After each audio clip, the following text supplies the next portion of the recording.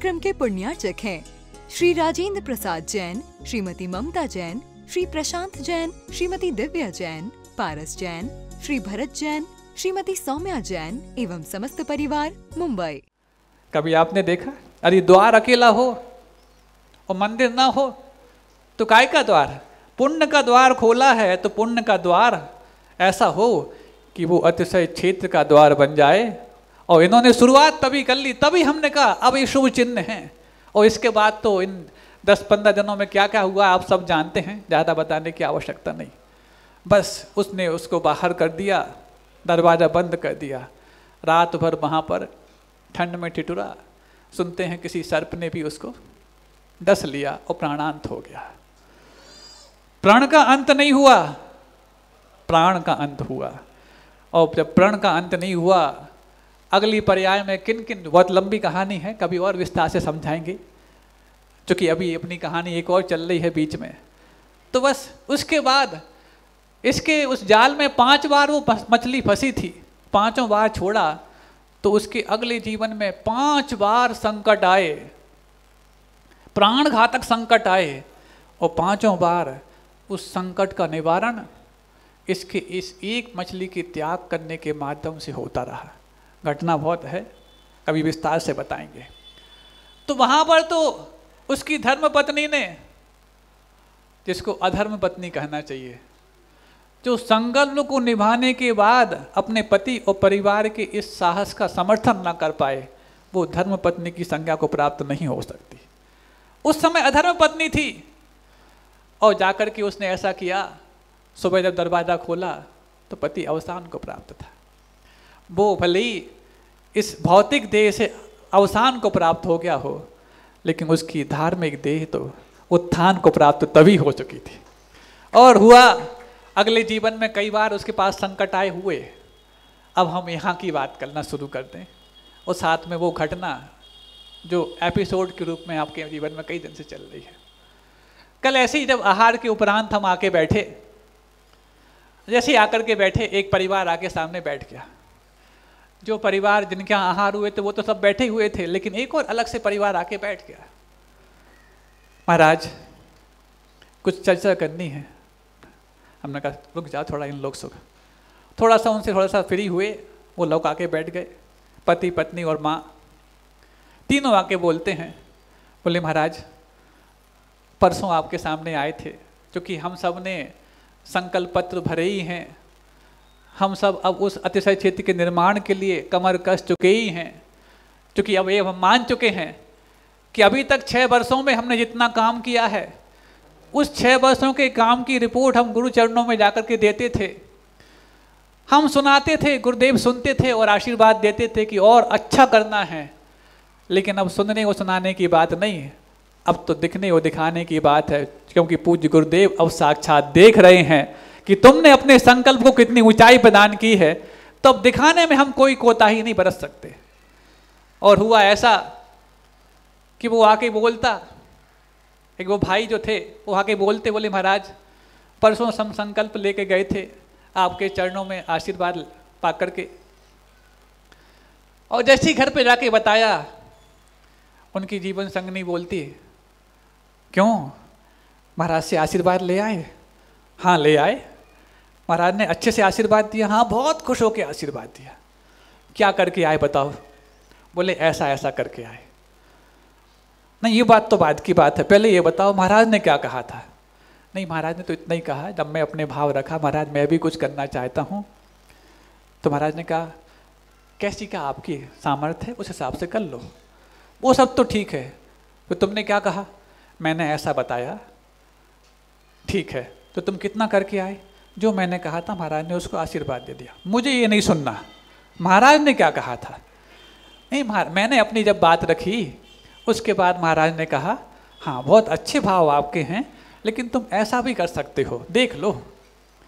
और इतना उन्होंने कहा, तो हमने कहा महाराज करेंगे आगे इस प्रकार से, लेकिन अभी तो इतना है। तो ठीक कोई बात नहीं। महाराज ने पहली बार में सुन करके और अच्छे से आशीर्वाद दे दिया। महाराज भी प्रसन्न थे और मैं तो प्रसन्न हुई ही। आप भले ही प्रसन्न हो गए हो और महाराज भले ही प्रसन्न हो गए हो, लेकिन आपकी बात महाराज ने मानी है, आपने महाराज की बात नहीं मानी है, इसलिए मैं प्रसन्न नहीं हूँ। सुन रहे हो?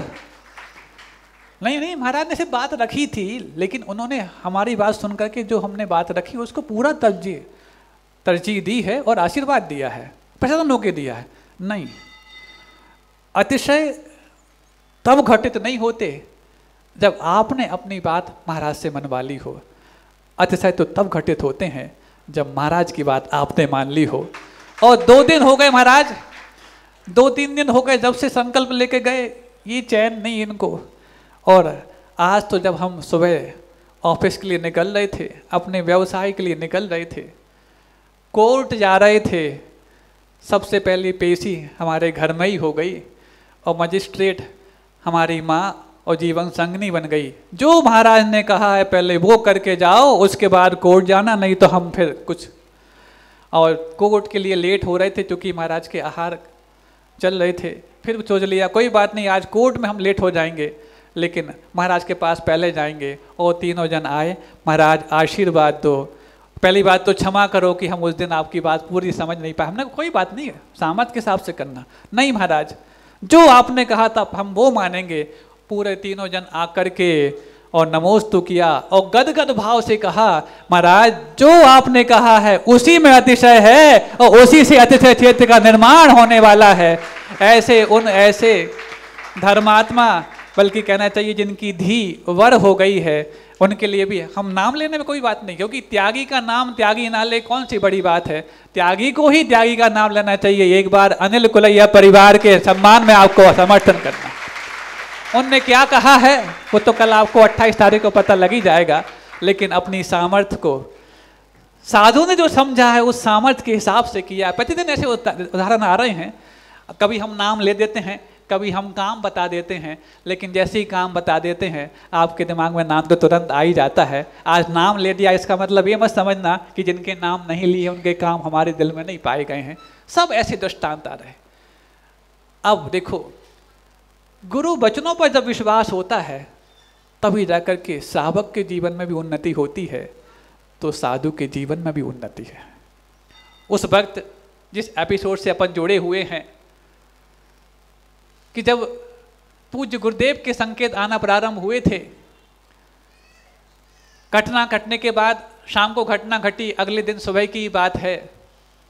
सुबह सुबह एक व्रती श्रावक 7 बजे, उस समय अपन तो पूरे विश्राम की मुद्रा में थे, आए, हमने देखा चेहरे पे मुस्कान आ गई। वो कहते बोले, महाराज आप तो मुस्कुरा रहे हैं। हमने कहा गुरु भक्त को देख करके यदि चेहरे पे मुस्कान ना आए तो शायद उसके दिल में भी भक्ति नहीं है, ये पक्का हो जाए। यदि मेरे दिल में गुरु के प्रति भक्ति है तो कोई भी गुरु भक्त आएगा उसके देख करके मुस्कान अवश्य आएगी। आए, महाराज आपकी रिपोर्ट तो मैंने देख ली थी, क्योंकि वो चिकित्सक भी हैं, निष्णात चिकित्सक हैं, और यदि कहा जाए तो भारत के ऑर्थोपेडिक सर्जन में एक बहुत बड़ा कीर्तिमान उन्होंने स्थापित किया है। ऐसे चिकित्सक हैं, व्रती होते हुए भी ऑर्थोपेडिक सर्जन।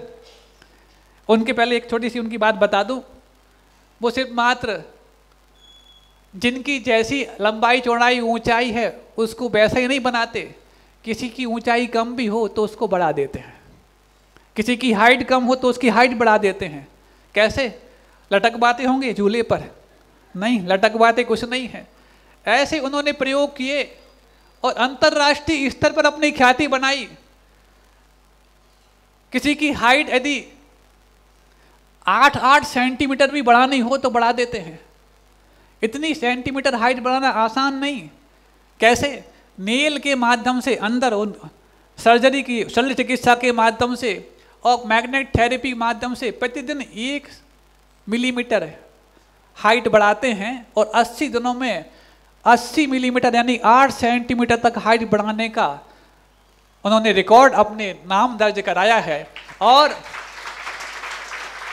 किस तरीके से करते हैं वो स्वयं बताएंगे अपनी भाषा में। मैं तो इतना ही बता सकता हूं कि दुनिया में यदि व्यक्तित्व की हाइट बढ़ाते हैं तो वो व्रती होते हैं, और व्यक्ति की हाइट बढ़ाते हैं तो वैसे चिकित्सक के रूप में व्रती होते हैं।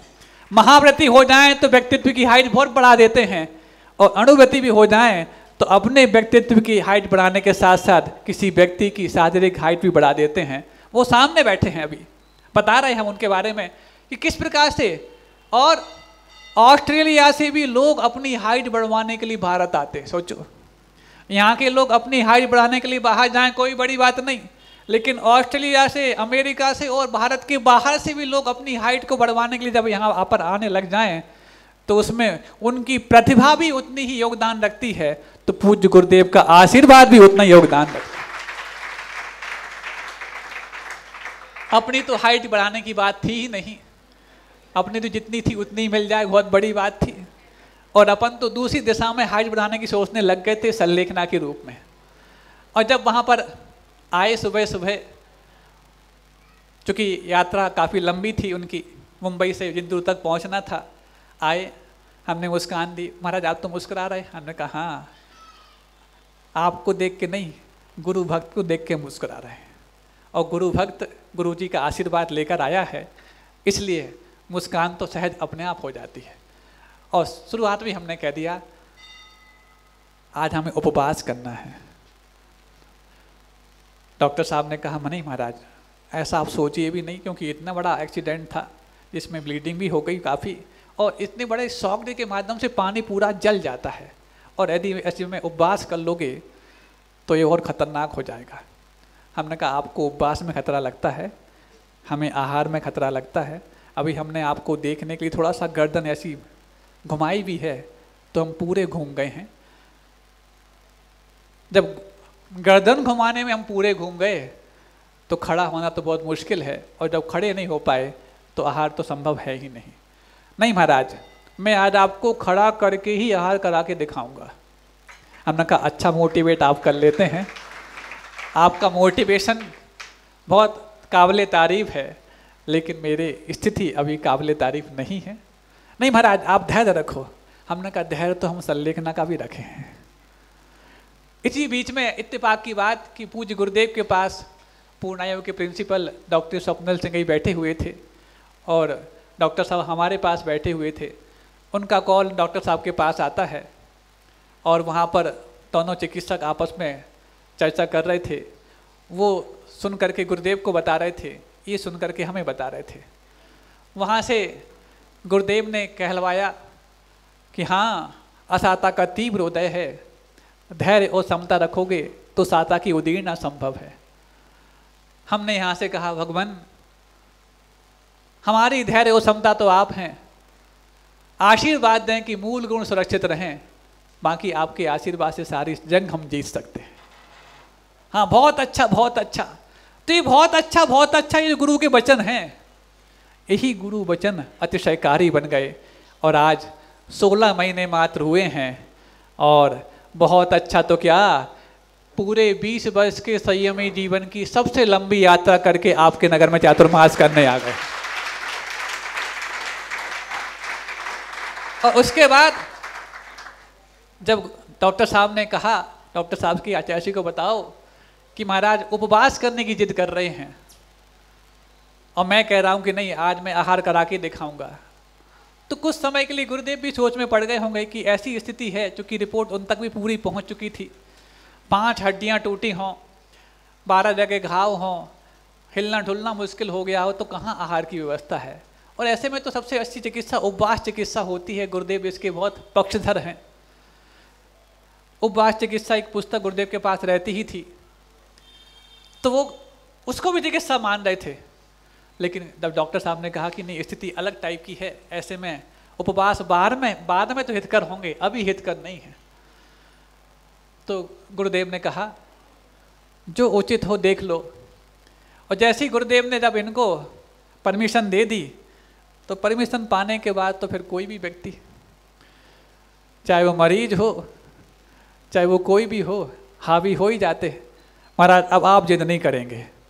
हमने कहा क्यों जिद नहीं करेंगे? अब आचार्य ने बोल दिया आशीर्वाद है आहार का। हमने कहा गुरुदेव ने कहा जो उचित है देख लो।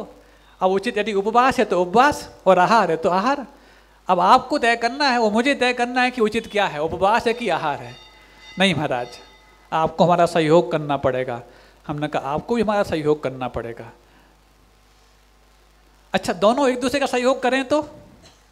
अब शब्द क्या थे वो अलग विषय, चूंकि समय काफ़ी हो गया, लेकिन भाव यही थे। तो हमने कहा देख लो क्या करना है। इसी बीच में उन्होंने पहले तो जो आवश्यक उपचार था, और व्रती होने के नाते वो महाव्रती की कौन कौन सी सीमाएं मर्यादाएं होती हैं अच्छे से समझते हैं, और शायद गुरुदेव के आशीर्वाद को सार्थक करने के लिए देवदूत बनकर के एक ही व्यक्ति सामने आ सकता था, जिसका नाम डॉक्टर सुहास शाह मोनिका शाह था। एक गुरु वचनों का चमत्कार है, क्योंकि इस प्रकार की परिस्थिति को जब हम स्वयं अपने आप अनुभूत कर रहे थे, दर्द महत्वपूर्ण नहीं है, संयम बचाना महत्वपूर्ण है। जीवन चला जाता कोई बड़ी बात नहीं, लेकिन जीवन है और संयम पर आंच आने वाली हो तो अंदर से मरने जैसी बात है। तो बस उन्होंने कहा नहीं महाराज, बस मौका दो मुझे। हमने कहा मौका तो हम बहुत कुछ दे देंगे, लेकिन नहीं महाराज। उन्होंने अपने तरीके से जो उपचार हो सकता था किया, लगभग आधा एक घंटे उसमें लगा। उसके बाद महाराज थोड़ा ट्राई करो खड़े होने का। हमने कहा हिलने का ट्राई बोलते तो फिर भी हम सोचते हैं, खड़े होने का ट्राई करा रहे, वो भी आप कल शाम को ही घटना घटी ऐसा। नहीं महाराज, हमने कहा अभी हमें अपना स्वयं का हाथ मात तो उठा सकता हूँ, वो भी थोड़ा सा, लेकिन बाकी और कुछ नहीं। नहीं महाराज, बाकी सब हाथ लगाएंगे, आपको पूरा उठना है। तो सारे मुनि महाराज हमारे जिन्होंने दिन रात सेवा की, हमारे निर्भीक सागर महाराज, निश्चल सागर महाराज, और भी अन्य महाराज, निष्पय सागर जी, निराग सागर जी, ओंकार सागर जी, सब ने, इन सब ने अपने आप में बिल्कुल। और उसके बाद पूज्य निर्यापक श्रमण वीर सागर जी महाराज का पूरा संघ, विशाल सागर जी, धवल सागर जी, उत्कृष्ट सागर जी महाराज, सारे छुल्लक महाराज। हमने कहा ना, इन्होंने 7वां आवश्यक मान लिया था हमें खड़ा करना। और जब पहले ही दिन खड़े करने की बात है, डॉक्टर साहब साथ में थे, महाराज थोड़ा सा साहस करो। सबने इस तरफ से, उस तरफ से, पीछे से, आगे से इस काठ के पुतले को खड़ा करना चाहा। पहले बैठाला, 5-7 मिनट में तो बैठ पाया, इतने में घूम गया। हाँ, संसार घूमने के बाद जब संसार को पार करने की जिद पैदा हो, तो पहले संसार की सारी चक्कर जो है ना, पहली बार में याद आते हैं। इस कार्यक्रम के पुण्यार्चक थे श्री राजेंद्र प्रसाद जैन, श्रीमती ममता जैन, श्री प्रशांत जैन, श्रीमती दिव्या जैन, पारस जैन, श्री भरत जैन, श्रीमती सौम्या जैन एवं समस्त परिवार, मुंबई।